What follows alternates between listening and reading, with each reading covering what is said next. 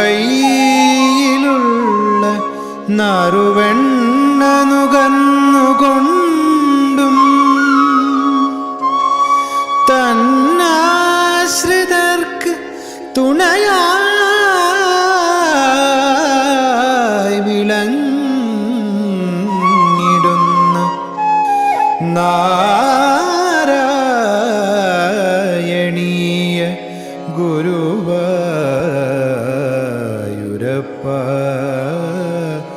നമോ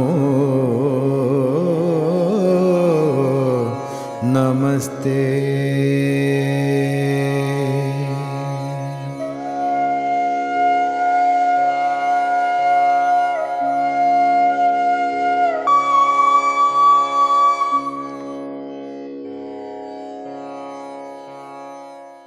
ഇനി അടുത്ത ജരാസന്ധനുമായിട്ടുള്ള യുദ്ധങ്ങളെ കുറിച്ചാണ് പറയുന്നത്.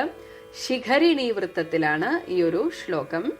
വിഘാദാത് ജാമാതുഹു വിഘാദാത് ജാമാതു പരമസുഹൃദഃ ഭോജ നൃപതേഹേ ജരാസന്ധേ ഭോജ നൃപതേർ ജരാസന്ധേ രുന്ധതി അനവധി രുന്ധത്യനവധി രുഷാ അന്ധേ അധ രുഷാന്ധേ അധ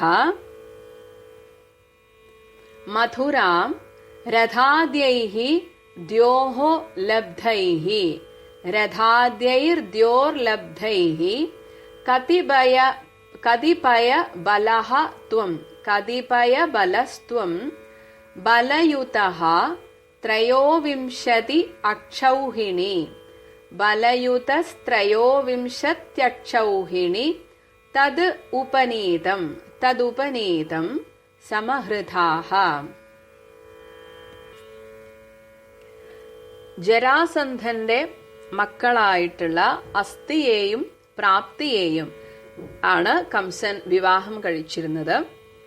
അങ്ങനെയാണ് ജരാസന്ധന്റെ ജാമാതാവായിട്ടുള്ള കംസൻ, അതാണ് അധ ജാമാതുഹു, മക്കളുടെ ഭർത്താവും അതിലുപരി പരമസുഹൃദഃ, തന്റെ ഉറ്റ സുഹൃത്തുമായിരുന്ന ഭോജ നൃപതേഹേ, ഭോജരാജാവായ കംസന്റെ വിഘാദാത്, ആ ഒരു കംസനെ വധിച്ചതിലുള്ള ജരാസന്ധേ, അങ്ങനെ കംസനെ വധിച്ചതിനാലുള്ള ആ ഒരു ദേഷ്യം മനസ്സിൽ സൂക്ഷിക്കുന്ന ജരാസന്ധേ, ആ ജരാസന്ധൻ അനവധി രുഷ, അനവധി അതിരില്ലാത്ത, എത്രയെന്ന് തിട്ടപ്പെടുത്താൻ സാധിക്കാത്ത അത്രയും ദേഷ്യം മനസ്സിൽ വെച്ചുകൊണ്ട് ആ ശുണ്ഠിയോടുകൂടെ കോപത്താൽ അന്ധേ, അതിനാൽ അന്ധനായിട്ട് എന്തും ചെയ്യാൻ മടിക്കാത്തവനായി മാറിയിട്ട് മധുരാം, ആ മധുരാപുരിയെ രുന്ധതി, വന്ന്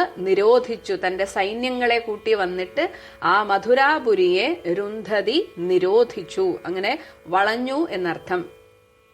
ഇവിടെ വെച്ച് ഭഗവാൻ സ്വർഗത്തിൽ നിന്ന് തേര് വരുത്തിക്കുകയാണ്. അതാണ് ദ്യോഹോ, ആ ആകാശത്തിൽ നിന്ന്, സ്വർഗത്തിൽ നിന്നും ലബ്ധൈഹി, അയച്ചു കിട്ടിയ, അതായത് ഭഗവാന്റെ നിർദ്ദേശപ്രകാരം അയച്ചു കൊടുത്ത രഥാദ്യൈഹി, ഒരു ചെറു സൈന്യവും രഥവും ഒക്കെ ആയിട്ട് കതിപയ ബലഹ, അങ്ങനെ കുറച്ച് സൈന്യത്തോടുകൂടിയ ത്വം, അങ്ങ് ബലയുതഃ, ബലഭദ്രനോടും കൂടി തദുപനീതം, ആ ജരാസന്ധൻ കൊണ്ടുവന്ന ത്രയോവിംശതി അക്ഷൗഹിണി, ത്രയോവിംശതി, വിംശതി 20, ത്രയ 3, അപ്പൊ ത്രയോവിംശതി 23 അക്ഷൗഹിണി, അക്ഷൗഹിണി സൈന്യം, ആ അക്ഷൗഹിണി സൈന്യത്തെയും സമഹൃതാഹ, സംഹരിച്ചു കളഞ്ഞു.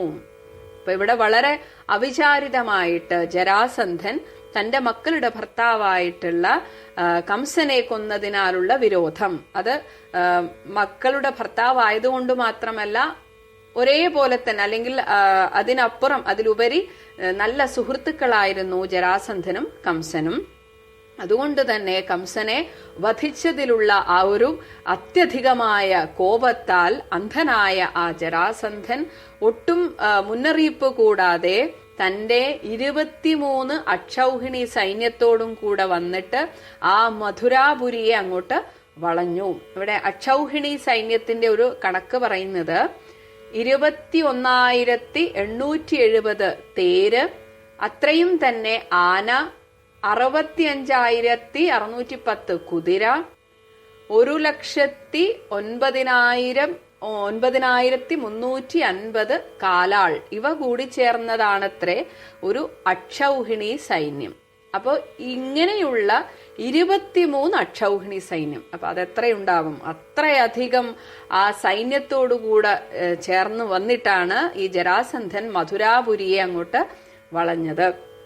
അപ്പോഴാണ് ഭഗവാൻ ദിവ്യമായ 2 തേര് സ്വർഗലോകത്തിൽ നിന്ന് വരുത്തിച്ചു. ഒപ്പം തന്നെ ചെറിയൊരു സൈന്യബലം, അത്രയുമില്ല, ജരാസന്ധൻ കൊണ്ടുവന്ന അത്രയൊന്നുമില്ല. അതുകൊണ്ടാണ് കതിപയ ബലഹ, ചെറിയ ഒരു സൈന്യത്തോടു കൂടിയിട്ടാണ് ഈ രഥം അവിടെ സ്വർഗത്തിൽ നിന്നും അയക്കപ്പെട്ടത്. അതുമൊക്കെ ആയിട്ട് ഭഗവാൻ ഈ ജരാസന്ധനെ വധിച്ചില്ല, പകരം ആ 23 അക്ഷൗഹിണി സൈന്യത്തെയും കൊന്നുകളഞ്ഞു. ശ്ലോകം 6. വിഘാതാ ജാമാതു പരമസുഹൃദോ ഭോജനൃപതേ ജരാസന്ധേരുന്ധത്യനവധി രുഷാന്ധേധ മധുരാം രഥാദ്യൈദ്യോർലബ്ധൈ കതിഭയബലസ്ത്വം ബലയുത ത്രയോവിംശത്തക്ഷോഹിണി തതുപനീതം സമഹൃതാം. ഹരിശരണം. എല്ലാ സജ്ജനങ്ങൾക്കും നമസ്കാരം. എല്ലാ ഗുരുജനങ്ങളെയും പിതൃജനങ്ങളെയും സ്മരിക്കുന്നു. കുടുംബദേവത, പരദേവത, ഗ്രാമദേവത ഇവരുടെയൊക്കെ അനുഗ്രഹത്തിനായിട്ട് പ്രാർത്ഥിക്കുന്നു.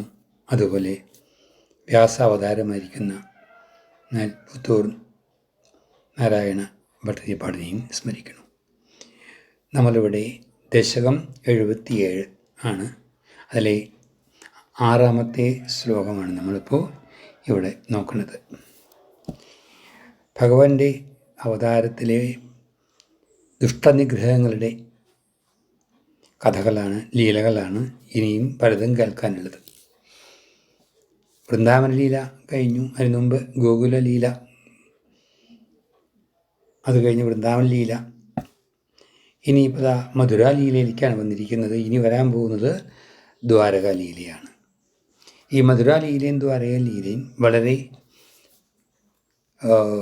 ദുഷ്ടനിഗ്രഹത്തിനായി തന്നെ മാറ്റിവെച്ച പോലെ തോന്നും.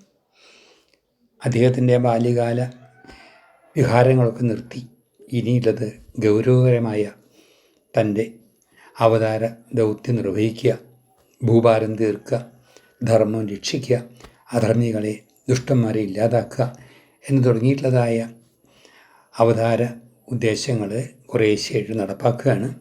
ഇവിടെ പറയാൻ പോകുന്നത് ജരാസന്ധൻ മഗധരാജാവാണ്, പ്രബലനാണ്, ധാരാളം രാജാക്കന്മാരെയും തോൽപ്പിച്ച് പല രാജ്യങ്ങളെയും അധീനമാക്കി സൈന്യങ്ങളെ സമാഹരിച്ചു വച്ചിരിക്കുന്നതായ അന്നത്തെ പ്രബല രാജാവാണ് ജരാസന്ധൻ. അദ്ദേഹത്തിൻ്റെ 2 മക്കളാണ് അസ്ഥിപ്രാപ്തി. അതായത്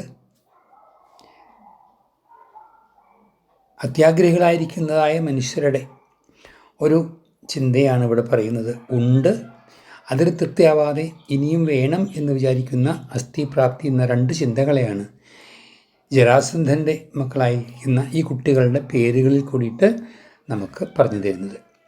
ഈ 2 പെൺകുട്ടികളെ വിവാഹം ചെയ്തത് കംസനാണ്. അങ്ങനെ ജരാസന്ധൻ്റെ ജാമാതാവാണ് കംസൻ. ആ കംസവധം അറിഞ്ഞു ജരാസന്ധൻ. അതും ശ്രീകൃഷ്ണനാൽ എന്നുള്ളതും വിശേഷപ്പെട്ടതാണ്. അതുകൊണ്ട് തന്നെ അതികോപിയായി തീർന്നു ജരാസന്ധൻ.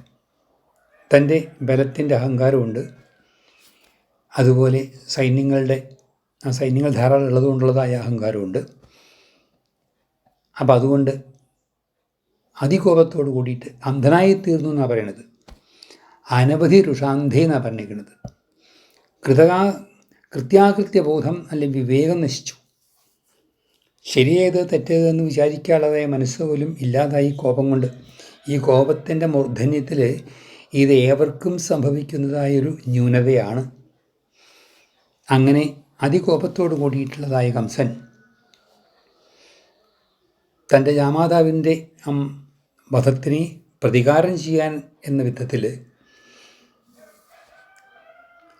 23 അക്ഷൗഹിണി സൈന്യങ്ങളോട് കൂടിയിട്ടാണ് മധുരാപുരിയെ നിരോധിച്ചത് അല്ലെങ്കിൽ ആക്രമിച്ചത്. വലിയൊരു സൈന്യമാണ് 23 അക്ഷൗഹിണി എന്ന് പറയുന്നത്. ആ സമയത്ത് മധുരയിൽ അത്ര അധികം സൈന്യങ്ങളൊന്നുമില്ല.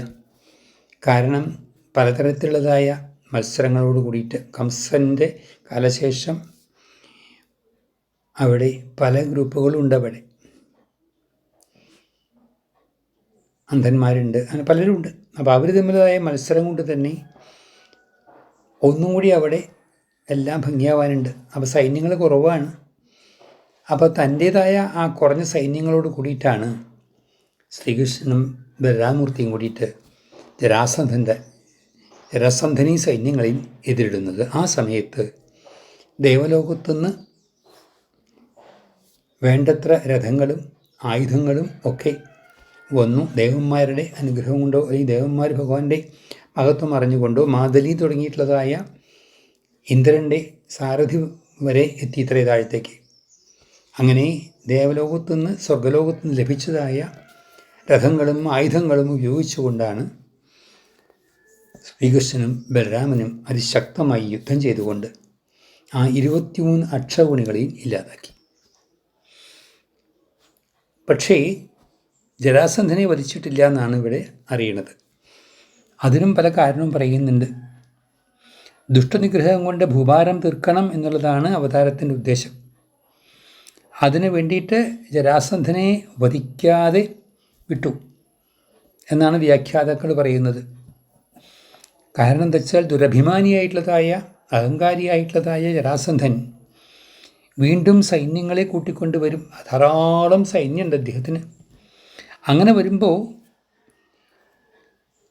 ഭൂഭാരം തീർക്കാൻ അതൊരു വഴി മാത്രമല്ല, ഭഗവാന്റെ കൈകൊണ്ട് മരണം ലഭിക്കാൻ ഭാഗ്യമില്ലാത്തതായ ജരാസന്ധനെ വധിക്കാനുള്ളത് ഭീമസേനാണ്. ഇതെല്ലാം മുൻകൂട്ടി കണ്ടുകൊണ്ടാണ് ആ സൈന്യങ്ങളെ മുഴുവൻ വധിച്ച് അവിടെ ജരാസന്ധൻ്റെ കഥ ഈ അടുത്ത ശ്ലോകത്തിൽ കേൾക്കാം എന്താ ഉണ്ടാകാൻ പോകുന്നത് എന്നുള്ളത്. ഭഗവാന്റെ ലീലകളൊക്കെ അത്ഭുതകരമാണ്, വിശേഷമാണ്. വളരെയധികം ചിന്തനീയമാണ് അദ്ദേഹത്തിൻ്റെ പ്രവൃത്തിയുടെ രഹസ്യങ്ങളൊക്കെ തന്നെ. നമുക്ക് മനസ്സിലാക്കണം, ഭഗവാന്റെ ഇച്ഛകൾ എങ്ങനെയാണ് പ്രവർത്തിക്കുക ജീവിതത്തിലെന്ന് ഒരിക്കലും നമുക്ക് പറയാൻ പറ്റില്ല. പക്ഷേ ഭക്തന്മാരെ അദ്ദേഹം അനുഗ്രഹിച്ചും സംരക്ഷിച്ചും നമ്മുടെ കൂടെ ഉണ്ടാവും എന്നുള്ളൊരു വാസ്തവമാണ്. ഇതെല്ലാവർക്കും ഓർമ്മയുണ്ടാവട്ടെ എന്ന് പ്രാർത്ഥിച്ചുകൊണ്ട് ഹരിശരണം ഹരിശരണം ഹരിശരണം.